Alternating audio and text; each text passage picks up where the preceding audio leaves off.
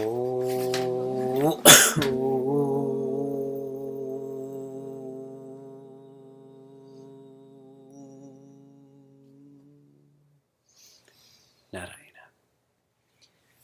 Hari Om and greetings from London. At the time of death, and every one of us will die, who will be our only friend? Our only friend at the time of death is Dharma. And Dharma means right actions with the right attitude. Both of those, they make Dharma. If someone is engaged in the right actions but with a poor attitude, that's not Dharma. If someone has the right attitude but never acts on it, that also is not Dharma. It is the right actions with the right attitudes. But where do we learn this? Where do we find the support to stay right? It's with the right association. The right association is the trigger for the right actions, which is the trigger for the right attitude. So what we're doing, our Devi culture, this word culture is we're learning how to die graciously by learning how to live fully.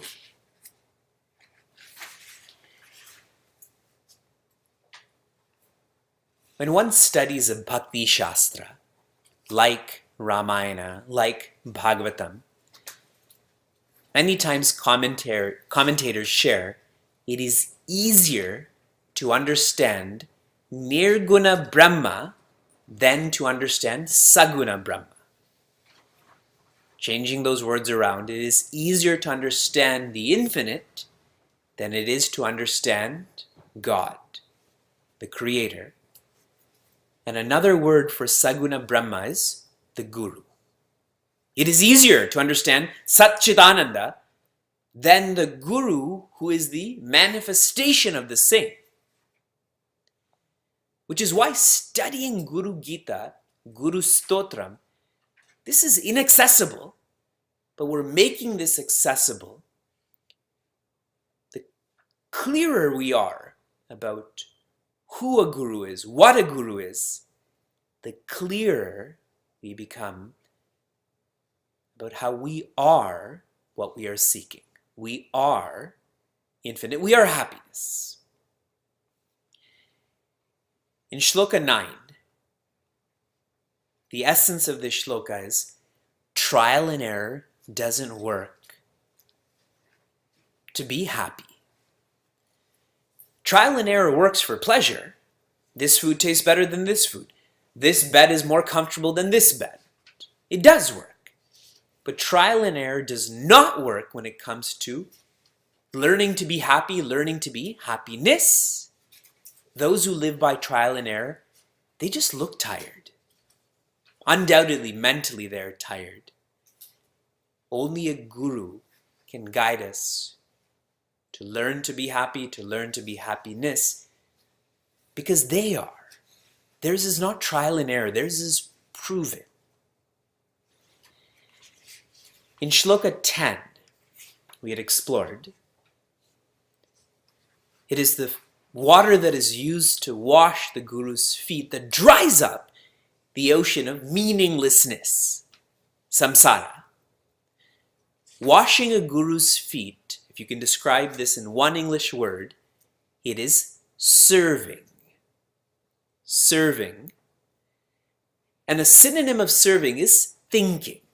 Whomever you serve, you start to think like. Serving and thinking. And how casually we say, as you think, so you develop. You see how serving is encouraging of thinking, is encouraging of developing. For a guru, there is no meaninglessness. And if I start to serve one like that, my life becomes only meaning, and that shows the final purushartha, which is moksha, which is freedom. There is no artha after that, correct? After dharma, there's artha. After artha, there's kama. After kama, there's moksha. After there's moksha, there's nothing. Once you're free, you're free. Period. We're now on shloka 11. I'll chant each quarter. You please repeat. And at the end, I'll try to remember to chant each shloka together. Naguro radikam tattvam. Naguro radikam tattvam. Naguro radikam tapaha. Naguro radikam tapaha. Tattvajnanat param nasti. Tattvajnana param nasti. Tasmai Shri Gurave Namaha. Tasmai Shri Gurave Namaha. Na Guruhu Adikam Tattvam. There is no higher truth than the Guru. This is the literal translation of this first quarter. What does the word tattva sound like? Tat, that's right. Tat means existence, tat means truth. Tattva is one like existence, one like truth. In other words, one who expresses this or radiates this or highlights this. Like Sat and Sattva, the same Tat and Tattva. Our Guru, our Sadguru, is that Tattva, is the one who shows living nobly is possible. And nobody is higher than she, than he, in the sense that nobody lives more nobly. Nobody is more inclusive. Nobody is more accepting. All of the words you described, nobody is more of that than the Guru. Na guruhu adikam tapaha. And there is no greater tapa or burning than the Guru. And here, obviously you can't take this literally. What is meant here is nobody encourages us to engage in tapa more than a Guru does. Now I'm going to give you some more words for tapa. Another word for tapa is yoga. Tapa means to grow one's comfort zone. And if you think of the word yoga, yoga means to engage in perpetual betterment. It means that I should be healthier. I should be happier every day. Now another word for, I said tapa yoga, through a course like ours on Guru Stotram, we learn to demand more from ourselves. The world tends to be encouraging of complacency. Eat whatever you want. Wake up whenever you want. Work for money. But with the presence of a guru in one's life, we come to demand more from ourselves. We come to demand more from living. In other courses, I had shared that we come to expect more from ourselves. It is not okay to get angry at family members. It is not okay to succumb to stress, and so on and so forth. The world will keep saying it's okay if you get angry at your spouse, at your kids, and let it be. But it's not, because that's a sense of separation. That's not the highest. That's not the truth. A guru is someone who encourages us not just to work hard. We all work hard, but to work smart. This smartness is that knowledge, to work with knowledge. And knowledge is expressed as vision. As vision. I just came back from speaking at Comerica Bank. And there I was sharing with everyone why you work pulls your work. And if the why is less, the pull is less. But if the why is great, the pull is great. That why is knowledge expressed as vision. And to give you an experience of this, Many of Sri Ramakrishna's disciples shared that the greatest pilgrimage that they ever took in their life was to serve Sri Ramakrishna. The greatest yatra is not to go to Sri Lanka, not to go to Kenya, not to go to Bharat, but it is to serve one's guru. And that you don't even have to do with physical presence, isn't it? Out of sight, out of mind is a very worldly relationship.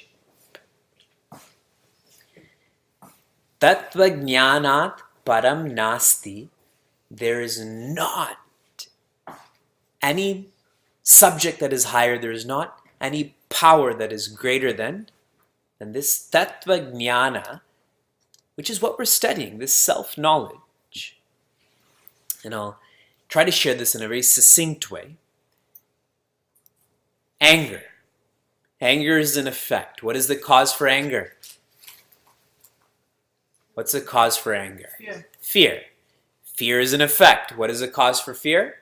Sense of separation. Attachment. Attachment is an effect. What is the cause for attachment?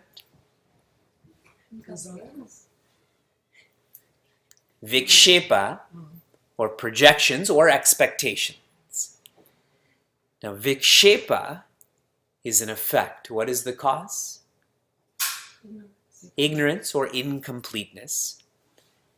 Now, changing these words into Sanskrit Vedanta, Krodha is caused by bhaya. Bhaya is caused by raga. Raga is caused by vikshepa, and vikshepa is caused by avidya. We keep trying to deal with anger with worldly solutions, but anger is still there. No. The only way to deal with anger or fear or attachment or expectations is vidya, or tattvajnana, ends that avidya. Correct? This is the most direct science. It is the most practical subject. Tasmai Shri Gurave Namaha. A guru is a servant to virtues. That's a lovely way to describe our Guru Shishya Parampara. They're servants, but not servants to a person.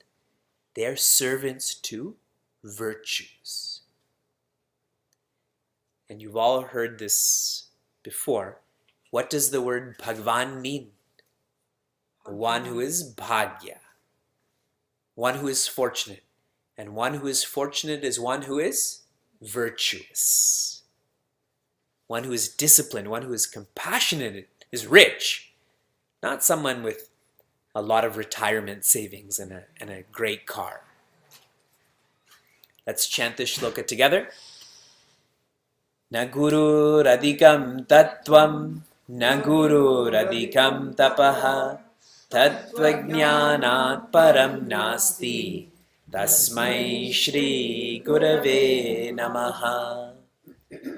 Please repeat after me. This would be the second simplest shloka to chant, correct? Number 12. What's number 1? The simplest shloka.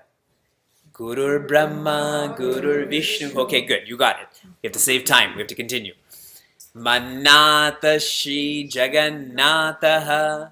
Manatha Shri Jagannatha. Madguru Shri Jagadguruhu. Madguru Shri Jagadguru. Madatma Sarva Bhutatma. Madatma Sarva Bhutatma. Tasmai Shri Gurave Namaha. Tasmai Shri Gurave Namaha.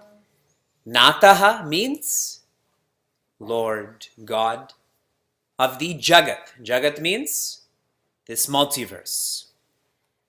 The Lord of the multiverse. What is that one factor that every multiverse, because there are many, every multiverse is made up, is controlled by existence. Now that existence is Manataha. Manataha, it's my existence. That existence is me. So in this shloka, there's such an evolution of, it's no longer existence pointing over there. Now it's my existence. That oneness is mine. And this is the only place where mine is me. My kurta is not me, correct? My beard is not me. My thoughts are not me. But here, my existence is me. So these last three shlokas are a different texture of Guru Stotram. It's about internalization. It's the experience of enlightenment. So Mannata, Shri Jagannatha, and similarly, Madguru, Shri Jagadguru. Now here's an interesting happening right now. Technically, a Jagadguru is one who has written a commentary on the Prasthana Traya. The Prasthana Traya means the Vedanta Sutras, the Upanishads, and Bhagavad Gita. If you have written a commentary on these three, you can call yourself Jagadguru. But now everyone calls themselves Jagadguru, no? I have followers in every country. I'm also a Jagadguru, correct? People just assign whatever labels they want to themselves. But there's a technicality to Jagadguru. Sharing this differently, the word Guru means destroyer of darkness. The Jagadguru shows that the destroyer of darkness is present in the multiverse. And here I say, Madguru, I deserve that destroyer of darkness. The destroyer of darkness is present, but do we deserve to have her or him in our lives? When I say Madguru, my Guru, my Sadguru, it shows that I do deserve this. I am done learning how to be happy. I am now keen on learning to be happiness. Learning to be happy is still dependent. Learning to be happiness, independent. When you are tired of being dependent, you will start to feel Madguru. No longer out of sight, out of mind. Madatma Sarva Bhutatma. Atma means that which is closest. Bhuta means being. Sarva Bhuta, all beings. That which is closest in all beings is me. It's closest in me also. Here, if you're following this train of thought, this flow of thought, the Jagannatha delivers the Jagadguru, who delivers the Sarva Bhutatma. The Creator delivers the guide, who delivers the self. That's this closeness, this internalization. And someone already shared that. Our Sadguru is not someone who's walking on the street. That being has been gifted to us by Bhagwan. And the Sadgurus, you know you have a Sadguru in your life when their only agenda is the Atma. If you have a Guru in your life whose agenda is asking you for help, is teaching you a subject less than Tattva Jnana, then that person is not a Sadguru. That person is never going to deliver you to independent joy, will never reveal you to you. Tasmai Shri Gurave Namaha. Such a Guru looks after you in all ways. They're the same being that will show you the macro and teach you the micro to get to that macro. They care about your health. They care about your finances. They're thinking about you in a comprehensive way because they know that's what needs to be addressed and lifted. Not just one part, only in a study group. Sri Ramakrishna used to teach his disciples during the festivals or utsavas, he would say, go there and buy things. Now that seems really contradictory to what someone who's engaged in simple living, high thinking should do. No? I tell all of you, go to the Christmas market and buy wreaths, drink vegan eggnog, etc. Why Sri Ramakrishna used to share this is because he said all of those poor people depend on the utsavas for their well-being. See how much he taught them, those details, how to speak, how to sit. Like we do with our son Vyasa. We're so careful about words to use, words not to use, what to eat, what not to eat, etc. And we hope we can keep being like that when he's 3 and 30 and so on. Right now it's easy because he doesn't know how to talk back to us. When he says stop or no, it's cute. We can't help but laugh at that more. But he himself doesn't know what that means. A guru is like that. Let's chant together. Manata Shri Jagannatha Madguru Shri Jagadguruhu Madatma Sarva Bhutatma Tasmai Shri Gurave Namaha. And I can't help but share a personal example about these details. When I flew with Guruji, Swami Tejramananda, from Ahmedabad to Pune, then we had just gone through security, and then he held my hand and said, now you have to go to the ticket counter and put your bag down and get a ticket. You all know that I've flown a lot, I do fly a lot, and I was like, oh, okay, then this is what I'll do. But you see how, like, I'm a child, I'm an infant to him, that he says, now you have to go over there. But that level of concern and support. Gururadir nadischa, Guruf Paramadaivatam, Guruf Parataram Nasti, Tasmai Shri Gurave Namaha. The Guru who is Adihi. Adihi means with beginning. Like Adi Shankaracharya, the one who really gave the right commentaries or meaning to Advaita Vedanta. Like Valmiki ji is known as the Adi Kavya. He is the first poet. Poetry began with him. For us, a guru begins our journey, right? We chanted Guru Brahmaha. But the guru who is also Anadi. Anadi means beginning, no beginning. So the 1/4 there's so much contradiction. The guru has a beginning and no beginning. I'm happy and sad. That really describes us, isn't it? I'm happy and sad, that contradiction. What this shows is that the guru begins our journey to teach us that we were never on a journey. Did that blow your mind? And if it didn't, it's because you didn't hear me say it, so I'll say it again. The guru begins our journey for us to realize that we're not on a journey. We are what we're seeking, so why are we seeking? Na muktihi, na bandha. Why am I working for freedom when I'm not bound? That's what's implied here.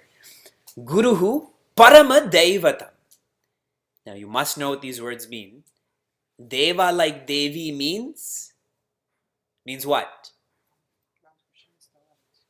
It means one who sheds the light. It means illuminated. It means illumination. Here we can say light. When light comes in our lives, it's felt as meaning. You know, when there's darkness today when I was driving, or I was being driven from Detroit to London, it was dark outside, so I had my phone light on while I was studying Guru Stotram and making notes. That light brought meaning to me. I got to study, I got to write. That light brought meaning. I didn't have to talk to everyone in the car. I got to have some quiet time, correct? So light here is meaning. The Guru brings what kind of light? Parama Deva. Brings the meaning where you don't need to seek meaning anymore. And some context to this. When Bhagwan Rama had come back from Ayodhya, then all of the Ranis, Devis like yourselves, they all had their Arti Thalis. And as they're offering Arti to Bhagwan Rama, Mother Sita, Sri Lakshmana, imagine how much they would have missed them. 14 years. He left at 16, came back at 30. As they were offering that Arti, they closed their own eyes and remembered that Rama is not outside, but Rama is inside. And when they felt that Rama inside, they started taking off their ornaments and throwing them. Because around them is brahmanas, is bhikshus. And Tulsidashi describes that these Ranis and all of the people who felt that Rama inside were so generous that those brahmanas and bhikshus never had to ask ever again. That's real acknowledgement of a gift, is when you share that gift so thoroughly that now one doesn't need another gift in their life. And now with the Guru is teaching us that the highest gain is not seeking gain. Right?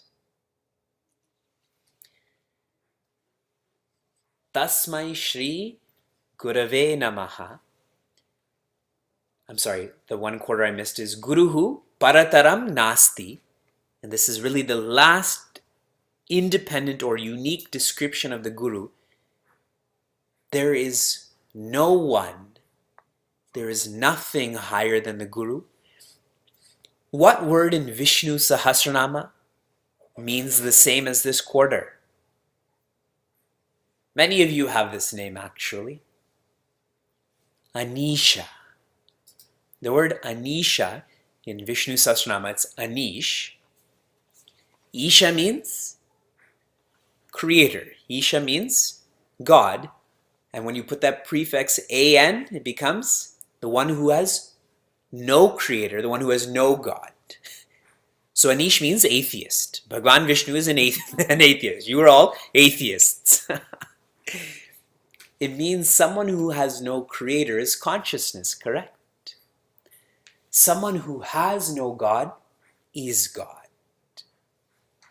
That is a lovely name, Anish, Anisha. I hardly meet anyone who knows the meaning of Anish or Anisha. Lovely, no? One who has no God is God. Tasmai Shri Gurave Namaha.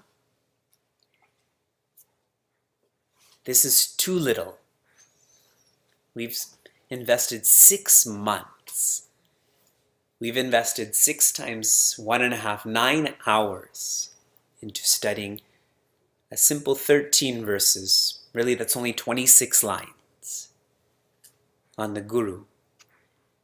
And if I can encapsulate all of this in one, again, experience of Sri Ramakrishna. Sri Ramakrishna never, ever, ever condemned anyone. If someone insulted Sri Ramakrishna 99 times and served him once, what would he remember? The one time that being served him. This is how Guru Stotram will come to life when we cease from condemning ourselves, that we are just humans. That is you condemning you. You are not a Devi, as in you're a woman who's 21 and older. You are a Devi, you are illumination. You are light, and only light can bring light to others. Then you can illuminate. Mother Parvati is asking Bhagavan Shiva, who do you prostrate to? who is higher than you, Bhagwan Shiva? And Bhagwan Shiva cheerfully, openly shares, it is the Guru Shishya Parampara. Because without the Guru Shishya Parampara, nobody would know Bhagwan Shiva. We'll chant the last shloka together once, and then we'll chant the first shloka together also. The last. Gurur Adiranadischa Guruf Paramadaivatam Guruf Parataram Nasti Tasmai Shri Gurave Namaha Akhanda Mandalakaram Vyaptam Yena Characharam Tatpadam Darshitam Yena Tasmai Shri Gurave Namaha Tasmai Shri Gurave Namaha. Sadgurunath Maharaj ki